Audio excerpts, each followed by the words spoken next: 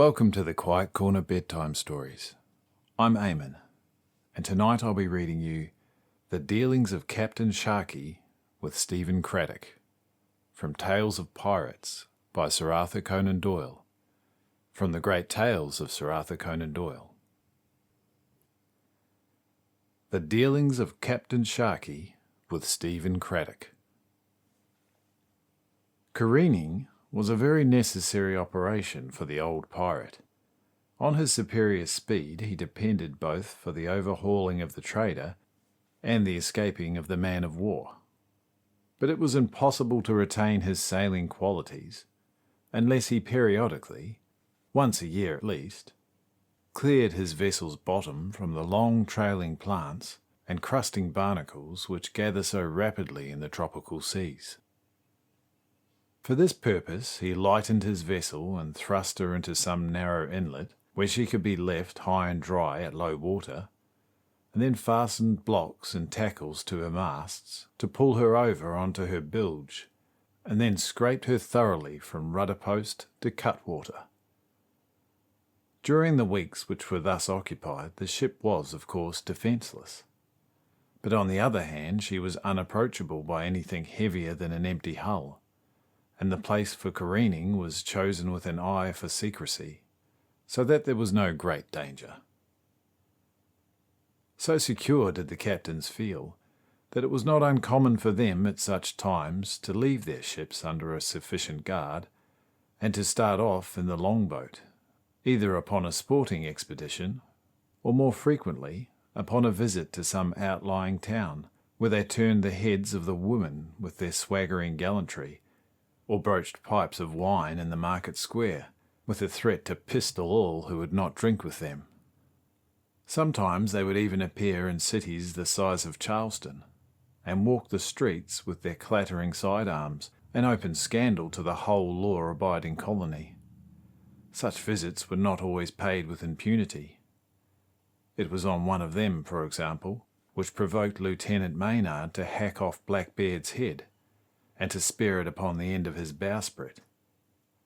But, as a rule, the pirate ruffled and bullied and drabbed without let or hindrance, until it was time for him to go back to his ship once more.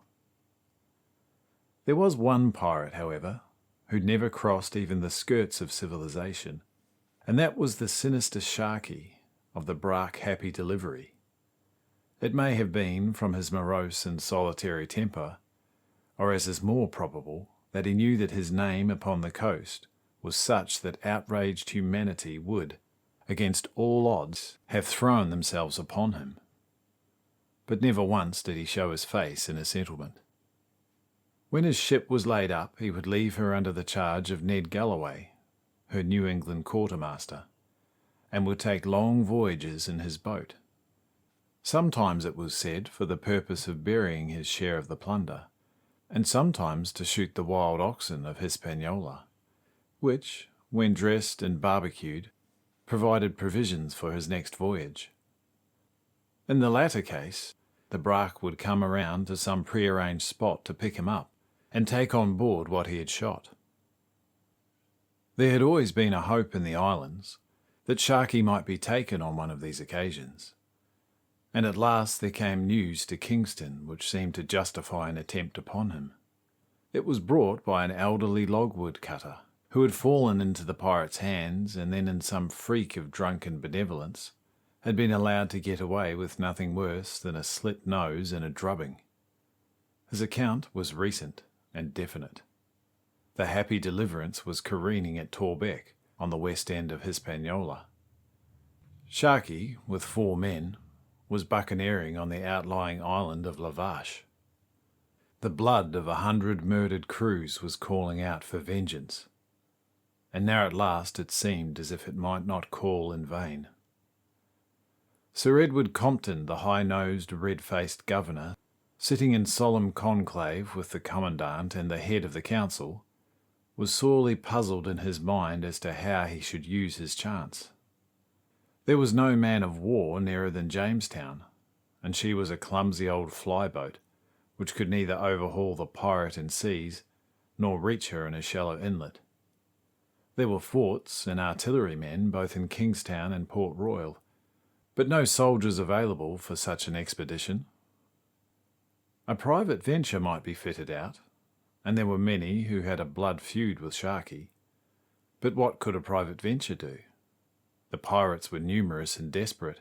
As to taking Sharkey and his 4 companions, that of course would be easy if they could get at them. But how were they likely to get at them on a large, well-wooded island like the Vache, full of wild hills and impenetrable jungles? A reward was offered to whoever could find a solution, and that brought a man to the front who had a singular plan and was himself prepared to carry it out. Stephen Craddock had been that most formidable person, the Puritan gone wrong. Sprung from a decent Salem family, his ill-doing seemed to be a recoil from the austerity of their religion, and he brought to vice all the physical strength and energy which the virtues of his ancestors had endowed him with. He was ingenious and fearless, and exceedingly tenacious of purpose, so that when he was still young his name became notorious upon the American coast. He was the same Craddock who was tried for his life in Virginia for the slaying of the Seminole chief, and though he escaped, it was well known that he had corrupted the witnesses and bribed the judge. Afterwards, as a slaver, and even it was hinted as a pirate, he had left an evil name behind him in the Bight of Benin. Finally, he had returned to Jamaica with a considerable fortune, and had settled down to a life of dissipation. This was the man, gaunt and austere and dangerous, who now waited upon the governor with a plan for the extirpation of Sharkey. Sir Edward received him with little enthusiasm, for in spite of some rumours of a conversion and reformation, he had always regarded him as an infected sheep who might taint the whole of his little flock. Craddock saw the governor's mistrust under his thin veil of formal and restrained courtesy. "You've no call to fear me, sir," he said. "I'm a changed man from what you've known. I've seen the light again of late, after losing sight of it for many a black year. It was through the ministration of the Reverend John Simmons of our own people. Sir, if your spirit be in need of a quickening, you would find very sweet savour in his discourse." The governor cocked his Episcopalian nose at him. "You came here to speak of Sharkey, Master Craddock," said he. "The man Sharkey is a vessel of wrath," said Craddock. "His wicked horn has been exalted overlong, and it is borne upon me that if I can cut him off and utterly destroy him, it will be a goodly deed, and one which may atone for many backslidings in the past. A plan has been given to me whereby I may encompass his destruction." The governor was keenly interested, for there was a grim and practical air about the man's freckled face, which showed that he was in earnest. After all, he was a seaman and a fighter.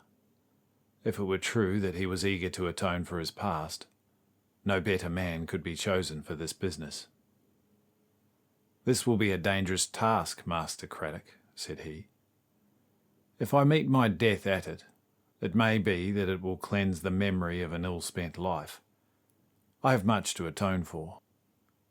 The governor did not see his way to contradict him. "What was your plan?" he asked. "You have heard that Sharkey's barque, the Happy Delivery, came from this very port of Kingston. It belonged to Mr. Codrington, and it was taken by Sharkey, who scuttled his own sloop and moved into her because she was faster," said Sir Edward. "Yes, but it may be that you have never heard that Mr. Codrington has a sister ship, the White Rose, which lies even now in the harbour, and which is so like the Pirate that if it were not for a white paint line, none could tell them apart." "Ah, and what of that?" asked the governor keenly, with an air of one who is just on the edge of an idea. "By the help of it, this man shall be delivered into our hands." "And how?"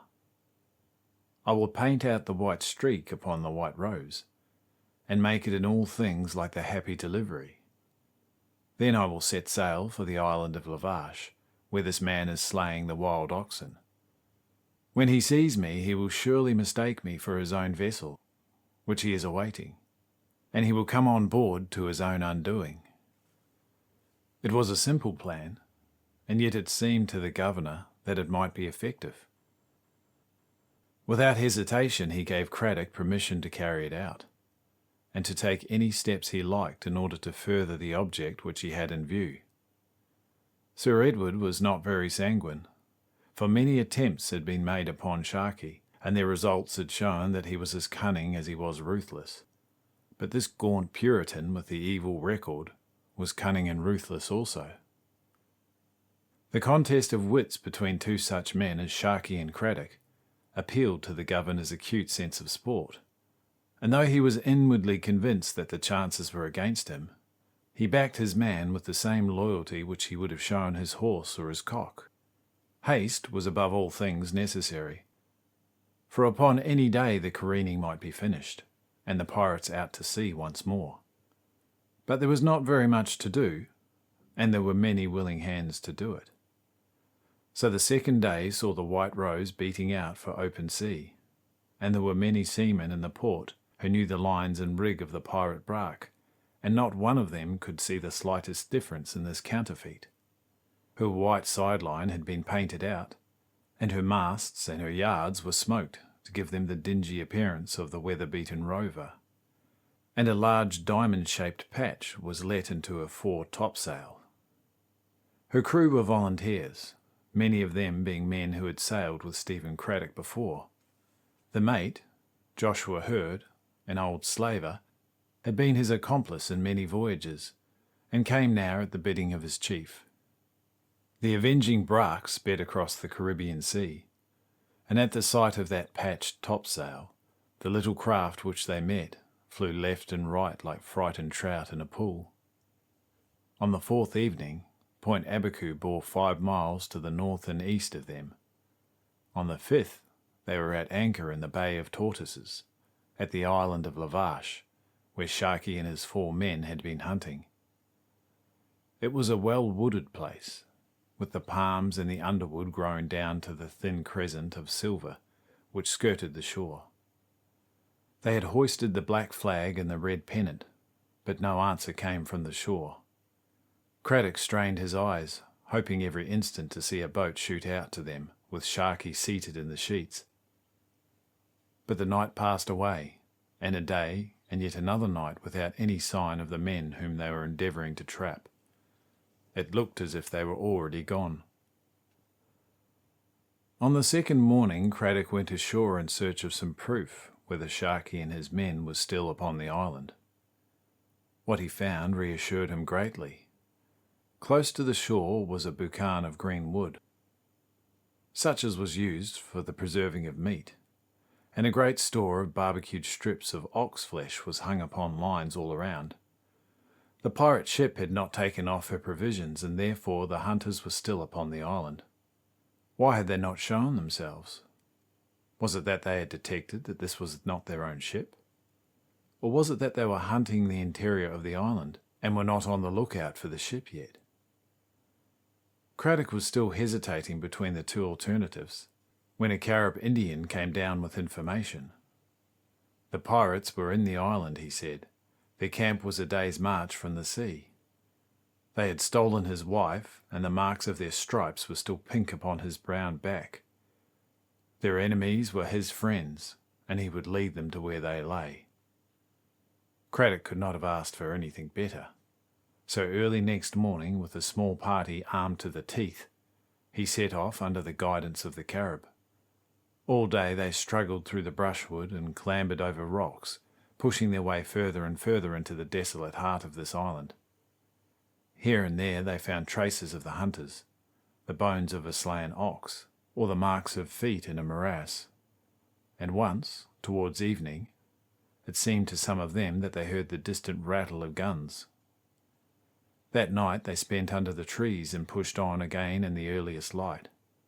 About noon they came to huts of bark, which the Carib told them were the camp of the hunters, but they were silent and deserted. No doubt their occupants were away on the hunt, and would return in the evening. So Craddock and his men lay in ambush in the brushwood around them. But no one came, and another night was spent in the forest. Nothing more could be done, and it seemed to Craddock that after 2 days' absence, it was time that he returned to his ship once more. The return journey was less difficult, as they had already blazed a path for themselves. Before evening they found themselves once more at the Bay of Palms, and they saw their ship riding at anchor where they had left her. Their boat and oars had been hauled up among the bushes, so they launched it and pulled out to the bruck. "No luck then?" cried Joshua Hurd, the mate, looking down with a pale face from the poop. "His camp was empty, but he may come down to us yet," said Craddock, with his hand on the ladder. Somebody upon the deck began to laugh. "I think," said the mate, "that these men had better stay in the boat." "Why so?" "If you will come aboard, sir, you will understand it." He spoke in a curious hesitating fashion. The blood flushed to Craddock's gaunt face. "How is this, Master Hurd?" he cried, swinging up the side. "What mean you by giving orders to my boat's crew?"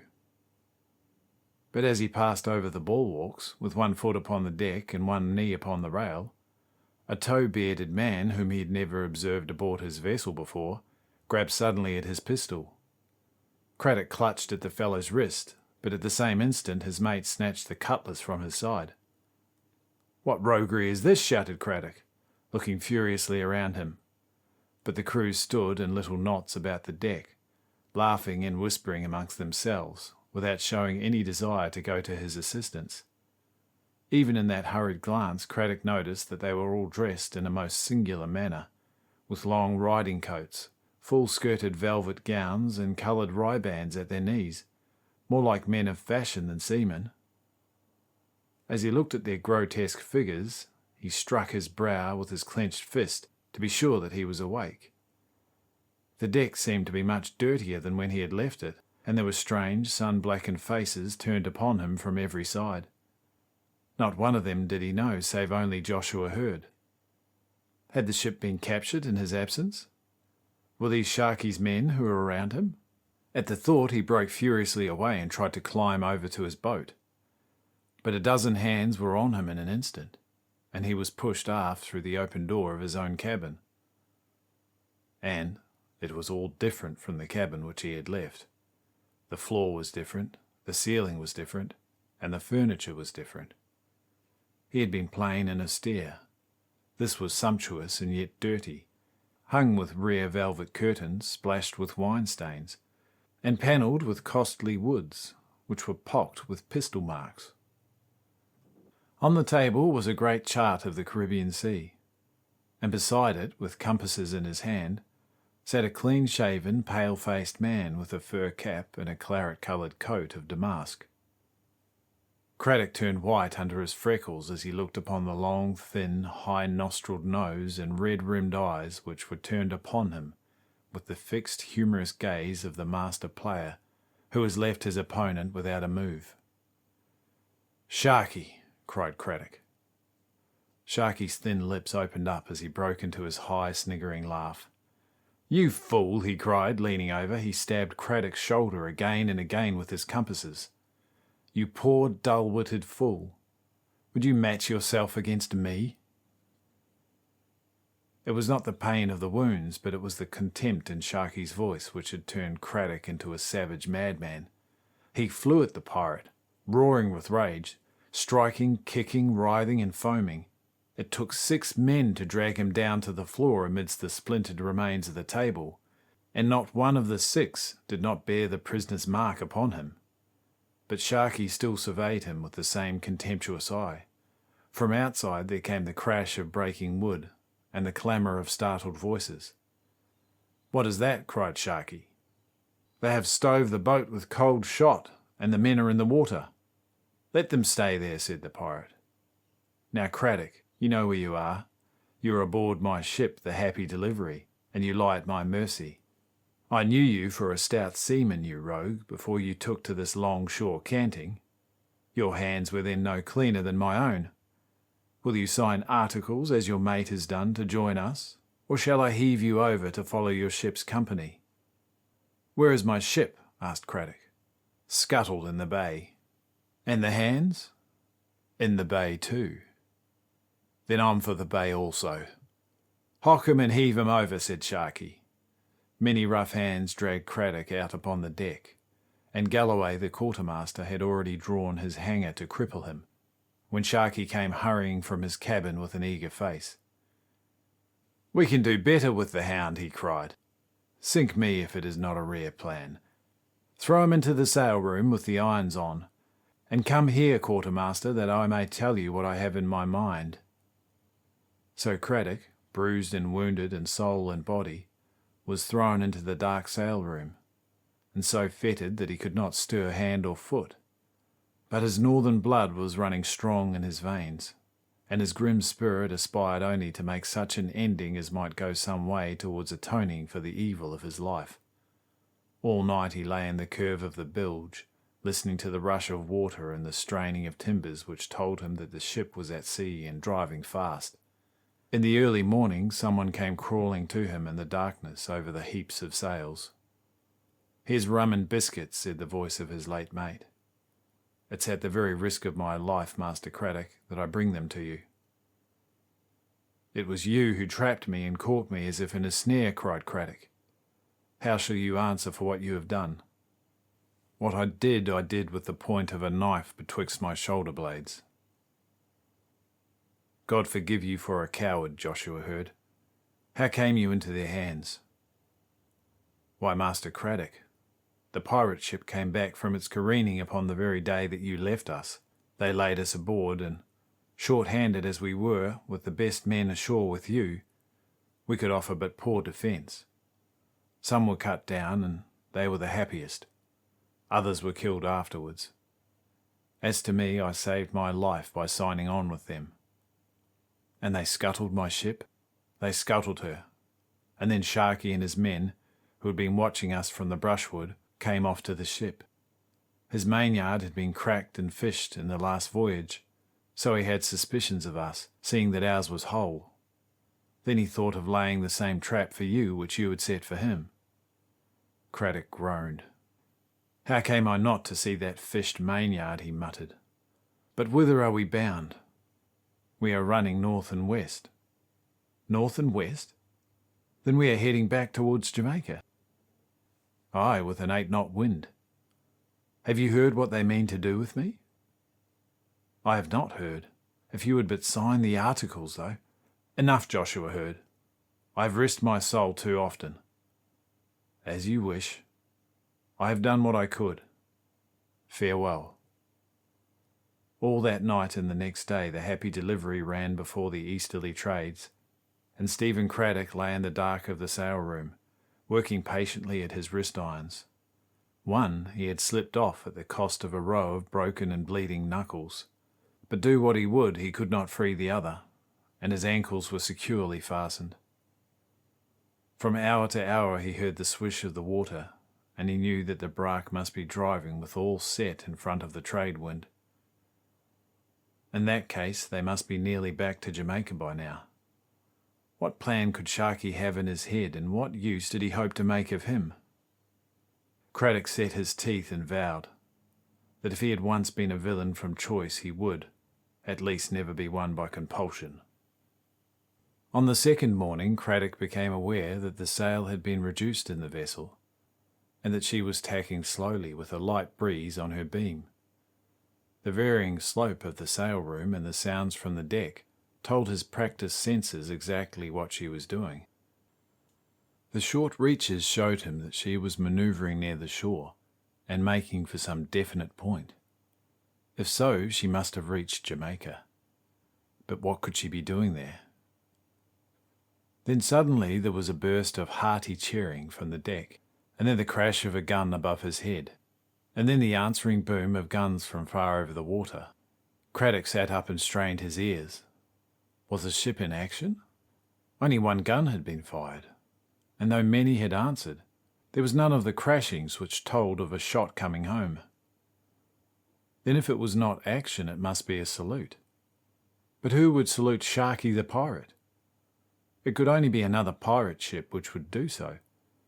So Craddock lay back with a groan and continued to work at the manacle which still held his right wrist. But suddenly there came the shuffling of steps outside, and he had hardly time to wrap the loose links around his free hand when the door was unbolted and 2 pirates came in. "Got your hammer, carpenter?" said one, whom Craddock recognised as the big quartermaster. "Knock off his leg shackles then. Better leave the bracelets, he's safer with them on." With a hammer and chisel, the carpenter loosened the irons. "What are you going to do with me?" asked Craddock. "Come on deck and you'll see."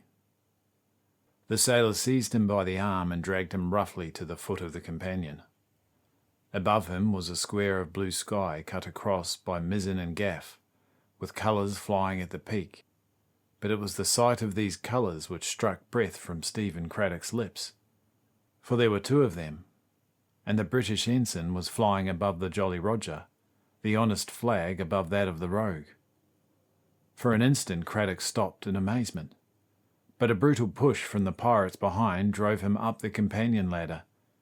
As he stepped out upon the deck, his eyes turned up to the main, and there again were the British colours flying above the red pennant, and all the shrouds and rigging were garlanded with streamers. Had the ship been taken then? But that was impossible, for there were pirates clustering in swarms along the port and bulwarks, and waving their hats joyously in the air. Most prominent of all was the renegade mate, standing on the forecastle head and gesticulating wildly. Craddock looked over the side to see what they were cheering at, and then in a flash he saw how critical was the moment. On the port bow, about a mile off, lay the white houses and forts of Port Royal, with flags breaking out everywhere over their roofs. Right ahead was the opening of the palisades leading to the town of Kingston. Not more than a quarter of a mile off, a small sloop was working out against the very slight wind. The British ensign was at her peak, and her rigging was all decorated. On her deck could be seen a dense crowd of people, cheering and waving their hats, and the gleam of scarlet told that there were officers of the garrison among them. In an instant, with the quick perception of a man of action, Craddock saw through it all. Sharkey, with that diabolical cunning and audacity which were among his main characteristics, was simulating the part which Craddock would himself have played, had he come back victorious. It was in his honour that the salutes were firing and the flags were flying. It was to welcome him that the ship with the governor, the commandant and the chiefs of the island was approaching. In about 10 minutes they would all be under the guns of the Happy Delivery, and Sharkey would have won the greatest stake that ever a pirate had played for yet. "Bring him forward," cried the pirate captain as Craddock appeared between the carpenter and the quartermaster. "Keep the ports closed, but clear away the port guns and stand by for a broadside. Another 2 cable lengths and we have them." "Hang on, they're edging away," said the boatswain. "I think they smell us." "That's soon set right," said Sharkey, turning his filmy eyes upon Craddock. "Stand there, you, right there where they can recognise you, with your hands on the guy and wave your hat to them. Quick, or your brains will be all over your coat. Put an inch of your knife into him, Ned. Now, will you wave your hat? Try him again then. Hey! Shoot him! Stop him!" But it was too late. Relying on the manacles, the quartermaster had taken his hands for a moment off of Craddock's arm.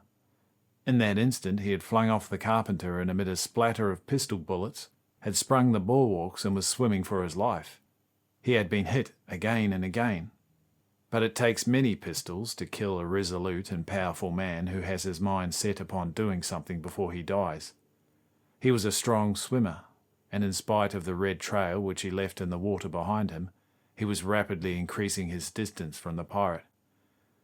"Give me a musket," cried Sharkey with a savage oath. He was a famous shot, and his iron nerves never failed him in an emergency. The dark head, appearing on the crest of a roller and then swooping down on the other side, was already halfway to the sloop. Sharkey dwelt upon his aim before he fired.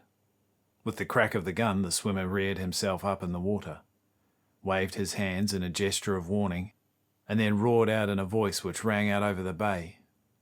Then, as the sloop swung around her head sails, and the pirate fired an impotent broadside, Stephen Craddock, smiling grimly in his death agony, sank slowly down to that golden couch which glimmered far beneath him.